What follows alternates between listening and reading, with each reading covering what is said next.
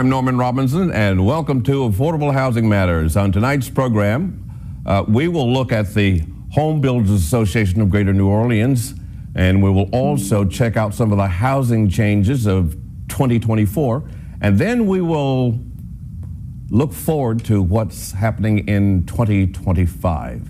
The Home Builders Association is a professional organization that has been serving the residential housing industry and their community since way back in 1941. They are dedicated to supporting their members and promoting affordable housing in the Greater New Orleans area. We would now like to welcome their CEO, Mr. Dan Mills, who's no stranger to the program, and their new board president, Mr. Gerald Mire. Gentlemen, welcome to Affordable Housing Matters. Thank you. Thank you so much. You're welcome. As you know, on this show, and of course you're familiar with that, Dan, we like to have a discussion. Yes. We don't have an interrogation session. We have a discussion. And the discussion has to relate to the interests of what people are looking for in the area of housing, and specifically affordable housing. So let's jump right into it, shall we? And I'll just throw questions out, and sure. and you can handle it in any way that strikes your interest. So what should we be focused on when looking for help to make repairs after the historic snowstorm that we just experienced? Well, first, let me say thank you for having us on. This snowstorm was extraordinary. We got to have some snowball fights, which we're not accustomed to having down here in southeast Louisiana. But with that kind of inclement weather brings challenges, and every homeowner that is in our area needs to walk around the outside of their home and take a look at what impacts may have happened. You know, freezing water expands. It can particularly cause damages to the roof area, so particularly around the drip edge. It can water dam, and it can seep up, and it can create cracks along the edge of the roof line. Any of the valleys, any of the areas around extrusions like chimneys that are coming out or other vents, these are areas to look for. Cracks in the shingles, things of this nature. Really and truly, it doesn't hurt to have a local licensed roofer come out and have a look at your house, just to have that inspection. It's a good idea anyway, because replacing a roof to the new Louisiana code standards can decrease your insurance, and all of us are struggling with the affordability of insurance. So when we talk about licensed contractors, Mr. Mire, what are we looking for? So you're looking for someone who's been licensed by the state, they're certified. You know, you're not looking for people that are storm chasers coming in. We're not really sure if they're even licensed. So using a licensed contractor is always your best way to go. One of the things too that Dan had mentioned is looking in with this particular snowstorm that we had. It wasn't our typical wet, icy snow. It was more of a dry, fluffy, beautiful snow. Yeah. But that beautiful snow finds its way into areas that the wet stuff doesn't. So how does that happen? So you have vents in your attics and stuff, so it can be drawn in. So you have people that actually put pictures of seeing snow inside their attics and stuff. So those are areas to look for too. You may see some leakage, or you may see water spots appear on your ceiling. That is not because your roof is really leaking. It could be from your gable vents, your ridge vents, other ways that the powdery stuff made its way in. So what you're telling us is basically that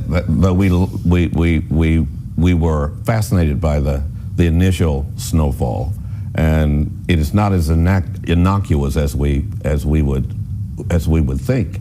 It's something that is a lot more serious in its after effects.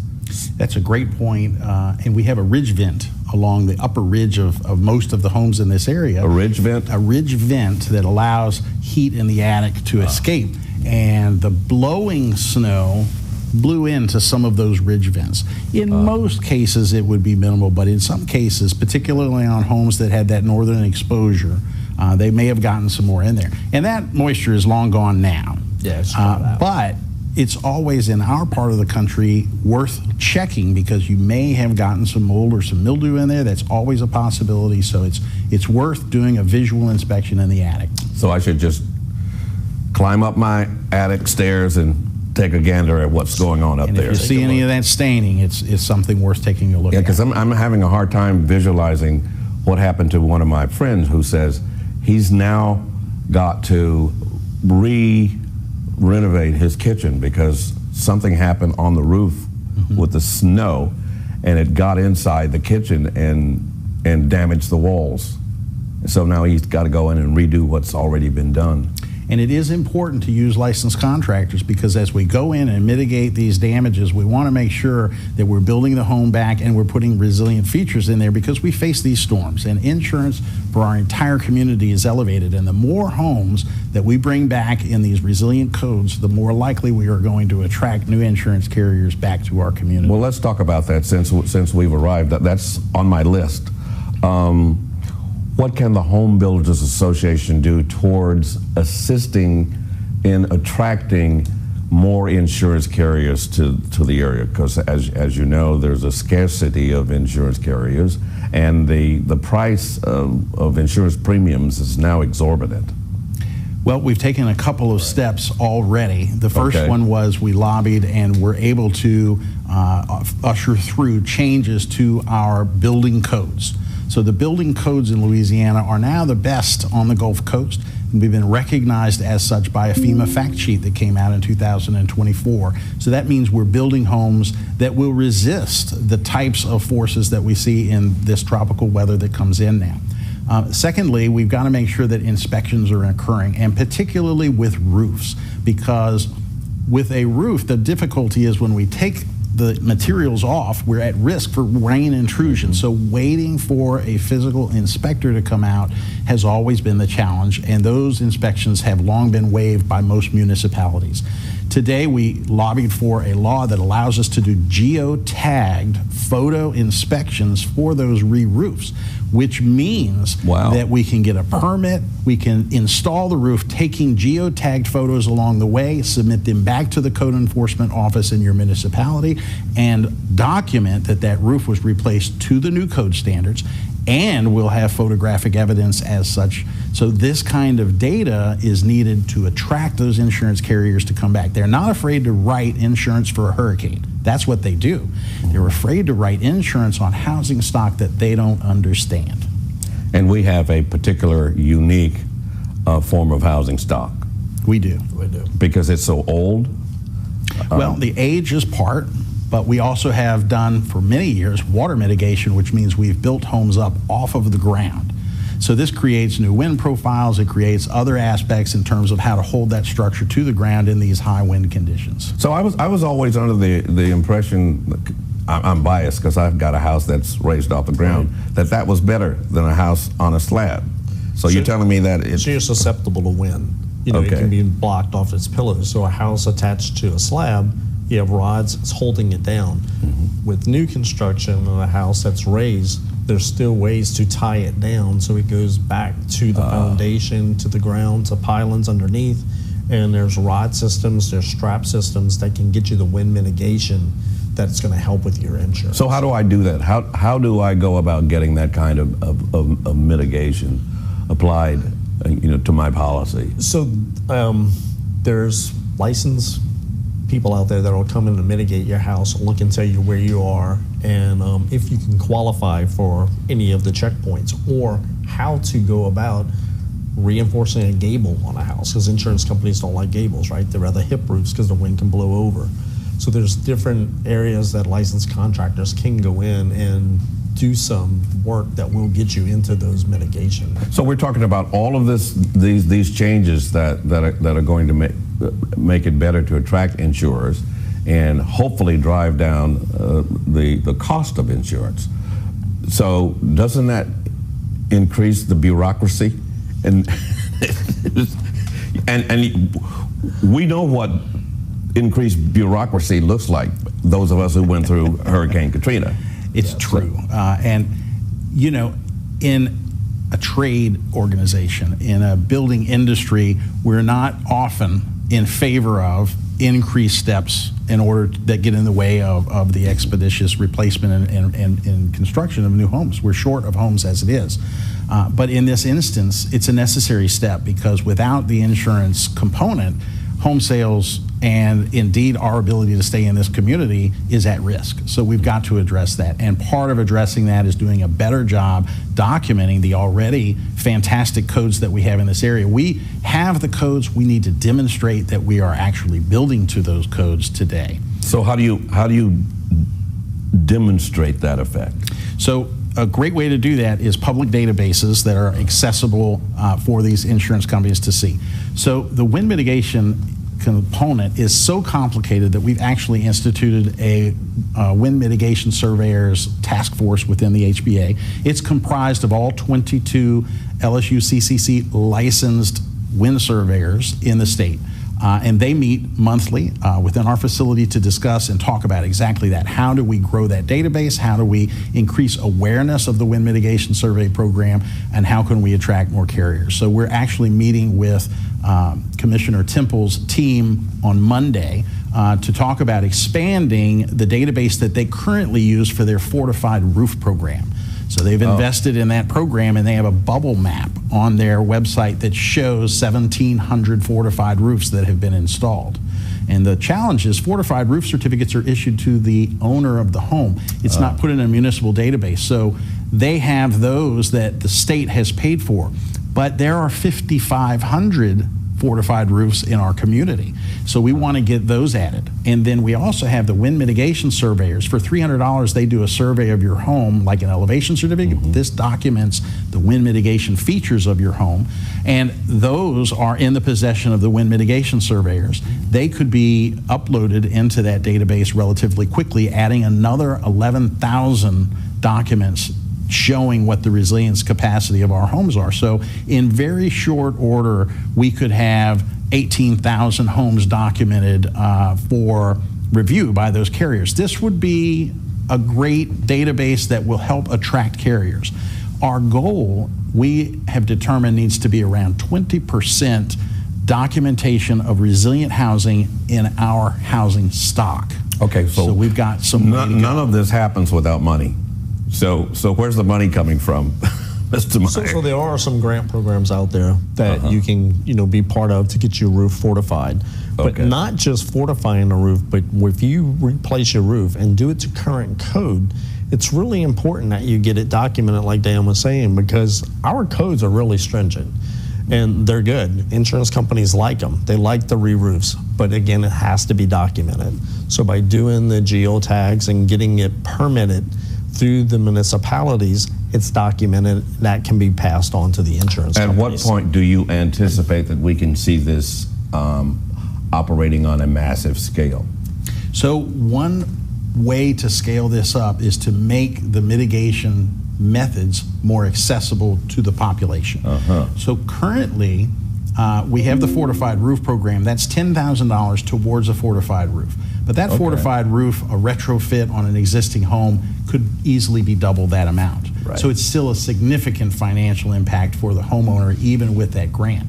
But there are many things that can be done from a wind mitigation standpoint. So for about $300, a wind mitigation surveyor comes out to your home, and it may not just be the roof. They will certainly look at the roof, but they'll look at your window openings, the kinds of doors that you have, and any other wind mitigation features.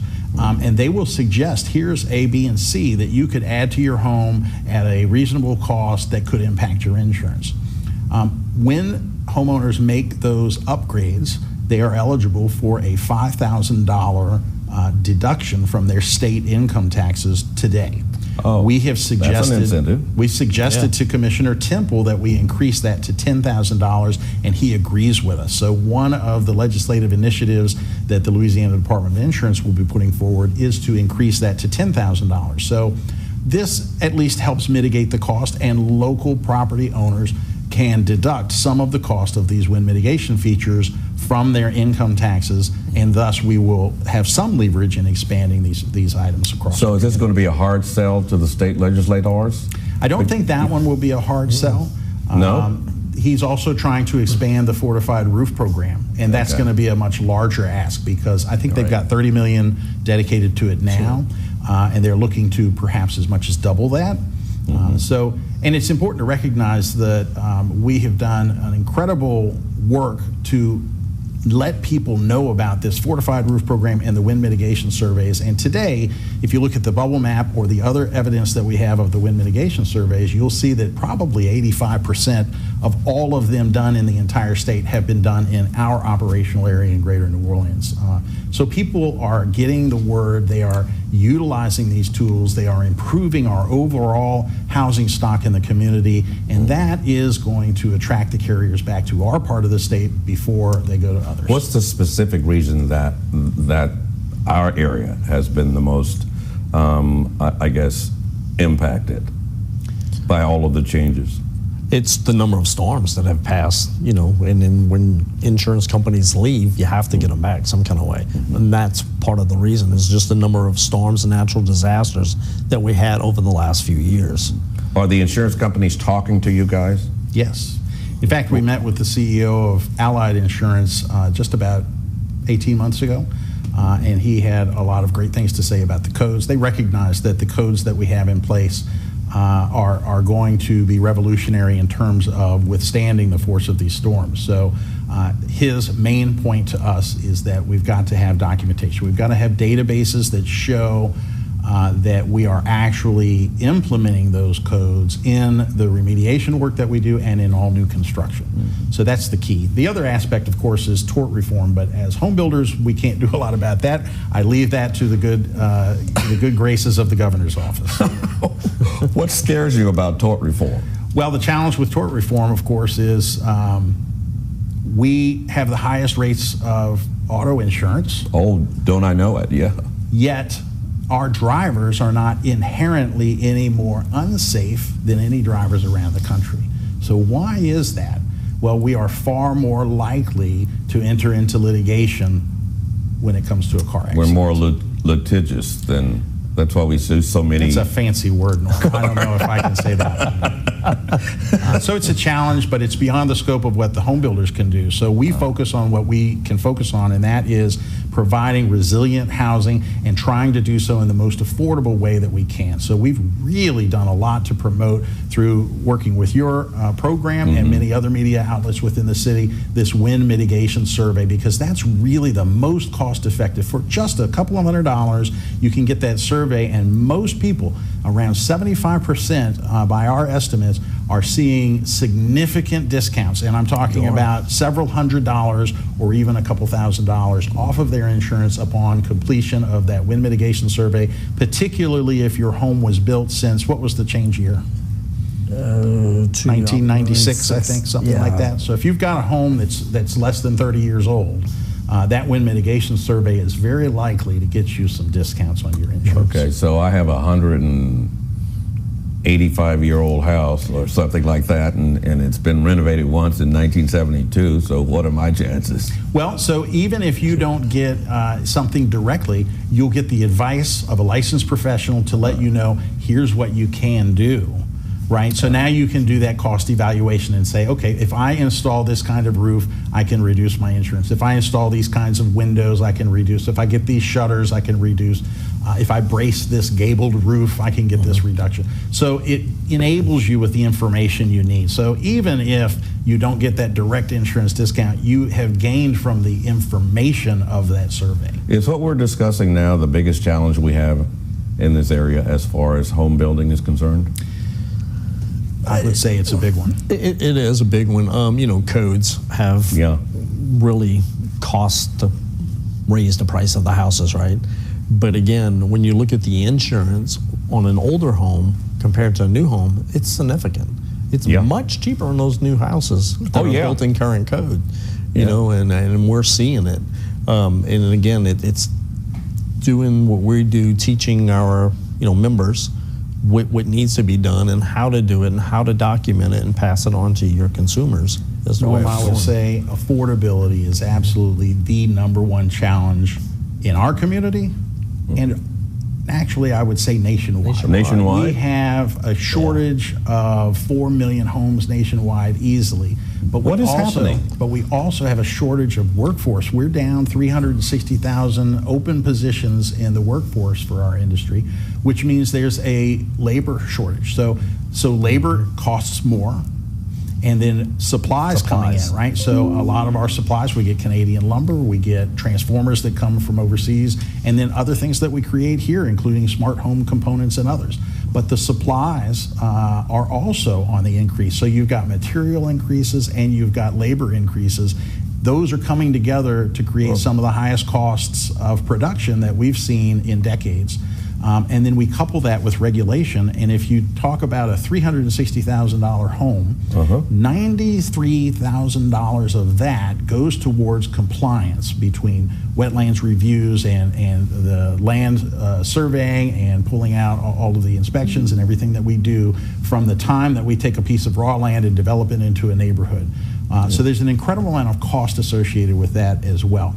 So we're addressing all three of those, but we're at risk for those two of the big ones because we're very concerned about supply chain costs, particularly in terms of tariffs. That could be an issue. And we're very concerned about labor supply. So we rely on some of the immigrants that come in that are documented immigrants that are licensed and able to work in our country are a big part of our workforce. What about even those immigrants? We see some constraint there that will increase. Yeah, that was on my list of questions. Not to poke the hornet's nest, but how is that likely to affect the availability of the labor force? Yeah, I would say that it will affect it. Yeah, it'll definitely impact it. And you know, we're not only seeing it with us, like cabinet company or cabinet manufacturers out there, they're seeing the same thing. There's a shortage of the workers. So they leave this company because they go into this company for 50 cents more an hour. So it's a constant battle of trying to keep them staffed. So it causes supply demands and shortages. And it's throughout the industry. Is there a light at the end of the tunnel? All of this. I mean, where are you going to find these workers? You know, I mean, I'm always hopeful. So we need reform for immigration in this country. What we have right now is a very disruptive situation because as licensed contractors, we hire documented immigrants that are here, but 30% of our workforce is Spanish speaking. So we have a Latino committee, so we're reaching out, educating and supporting that community within our association. But as a program expands that reduces those people that are percolating into that system, it will constrain labor, so we're concerned there. So we're trying to do other outreach, we're trying to do workforce. We're the primary guarantor for Job Corps training in this country, so we do a lot of training in that regard. We have an academy here on Williams Boulevard that trains in carpentry. But workforce is continuing to be a challenge for us, and it's continuing to be a challenge for several other industries as well. And of course, all of this goes to home affordability. Absolutely. So in a nutshell, that's those things come together. So on the horizon, however, we've seen some rollbacks of some regulatory requirements that could significantly decrease the amount of cost that we're putting in. So, you know, if you think about the regulatory impact, a $360,000 home could be $270,000. That makes it a lot more accessible. Every time we add, so I'll give you an example. If we have a new energy code that's coming out, they want to adopt, we'll add a 1-inch layer of insulation in your attic. So it'll increase the R value by 4. That is when you say R value. So the R value is the level of insulation capability that provides. And it is estimated by the DOE that that'll reduce the energy consumption in that home by something around 1%. So we will make the home a little bit more efficient. But the cost to install that, to upgrade to the newer amount of insulation is, let's just say it's $10,000. So it would take us the amount of savings for 1% increased efficiency to pay for that $10,000 increase will take us 40 years. 40 years. Yeah, so the challenge is that return on that very small increase of efficiency is too high to continue to allow us to have affordable housing. It's not cost effective, is what you're saying. So we're ending up with the best built, most energy efficient homes built in the world today, but no one can afford them. Right. So we've got to do a better job of finding that balance that protects the safety of our community and our homeowners, but also provides a pathway that we can provide the homes in these compliance conditions. So is that y'all's biggest mission for the year 2025? I think it's the biggest opportunity. Opportunity. So this administration has demonstrated that they are favorable in reviewing those aspects of our industry, and so we're hopeful that we can find ways to make that proposition more efficient for the homeowner. So are you more optimistic about the state lawmakers than you are about the federal lawmakers? So yeah, that's a good one. I'm known to ask a good question every now and then. So, as we go to national events and state events, you're hearing it from everyone. Everyone, every state, throughout the country is in the same boat, right? So they're all fighting for it. And you're hearing it from both parties. They know there's an issue. They know there's a problem. Now, will they act on it? Yeah. The question is, can they put the partisanship aside and work for us? Yeah. Right? Yeah. I think that's the biggest issue, is realizing that who they're up there for is for us and for the consumer, and we advocate that every chance we get. Affordable housing. Yeah, you can build a fortress, but if no one can afford it, what's the point? Right? What's the point? Exactly. Yeah. The challenge that we face in New Orleans is, if we look at a single-family dwelling, the average cost might be $250,000 in the city of New Orleans. If we take that $250,000 home and we calculate the principal payment and the escrow, which would include the mortgage interest, the PMI, and the insurance that is required for flood, homeowner, and wind and hail, we get to a note of around $850 or $900 in that range. Wow. Just for that. But we haven't invested any amount in the property or the improvements yet. So when we then look at the average income in Greater New Orleans, which is around $40,000, if we take the 20% of that amount, well, we're just over $1,000. So that means where can you buy a house for $100 a month or $120 a month? That's Talk the about challenge that we face, right? The cost of the taxes and the interest and the insurance is such that is eating up the payment amount that an affordable house by definition would require. So it doesn't leave any room for property or improvement investment, and that's the challenge that we face. All right, gentlemen, thank you very much. We've talked a lot about wind damage. Next time we'll talk about flood damage. We'll see how they're going to handle the national flood insurance bill. Yeah, that'll be interesting. Thank you very much to both of you. Thank you. You're welcome. That will conclude our program for this evening. We would like to again thank our guests, Mr. Dan Mill and Mr. Gerald Mire of the Home Builders Association of Greater New Orleans, for joining us on tonight's program. And if, by the way, you would like to watch this or any other programs, please scan the QR code on our screen, and it will take you directly to our WLAE YouTube page, where you can watch all of our programs at your leisure. Until next time, I am Norman Robinson, and we will see you next time right here on Affordable Housing Matters.